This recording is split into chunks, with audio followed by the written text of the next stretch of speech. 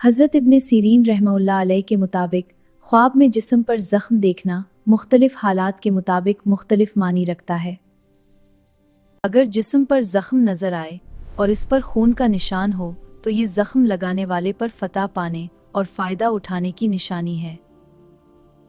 अगर ज़ख्म से खून बहे और जिस्म या कपड़े खून आलूद हो जाएं तो ये हराम माल हासिल करने की तरफ इशारा करता है। अगर ज़ख्म तो हो लेकिन खून जिस्म को ना आलूद करे तो ये ज़ख्म लगाने वाले की तरफ से झूठा इल्ज़ाम या गुनाह की तहमत की निशानी है। बाज़ उलमा के नज़दीक ज़ख्म में पीप निकलना भी माल की निशानी है और जितनी पीप होगी उतना ही माल मिलने का इशारा है। नबी करीम सल्लल्लाहु अलैहि वसल्लम ने फरमाया कि ख्वाब 3 किस्म के होते हैं।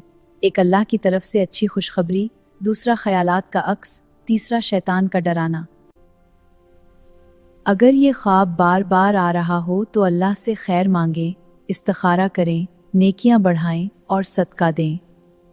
शैतान से पनाह मांगें और किसी बड़े आलिम दीन से ज़रूर माशवरा करें। अल्लाह पाक आपके ख्वाब को अच्छी खुशखबरी बना दे। अल्लाह पाक आपके ख्वाब को अच्छी खुशखबरी बना दे, सुकून दे, बरकत दे और परेशानियों से निजात दे। आमीन या रब्बल आलमीन।